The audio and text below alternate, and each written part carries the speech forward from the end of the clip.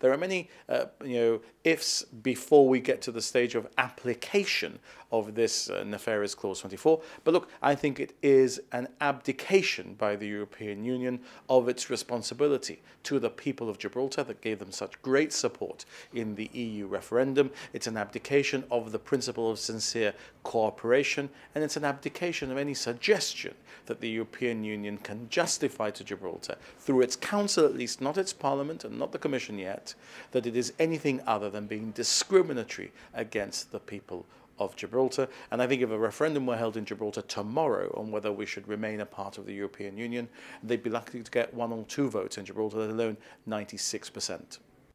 There are those in high positions within the European Union who have already declared that because the UK and Gibraltar have left the European Union, its interests no longer lie with them. It's bound to protect the interests of Spain, who is still a member.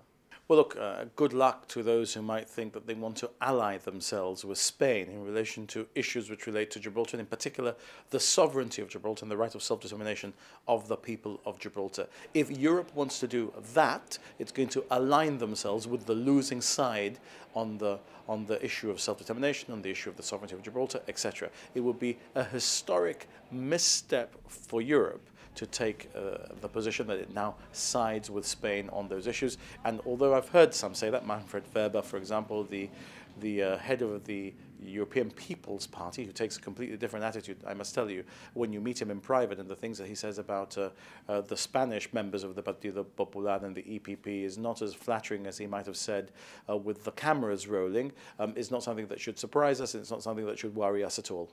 Some tough battles lie ahead. Where will the government be prioritizing its lobbying efforts?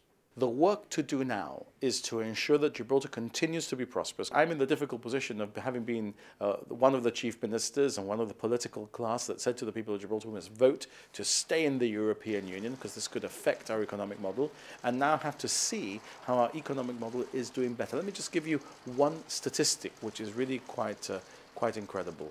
The number of unemployed people on the last day of April is 142. That is the lowest number since records begun.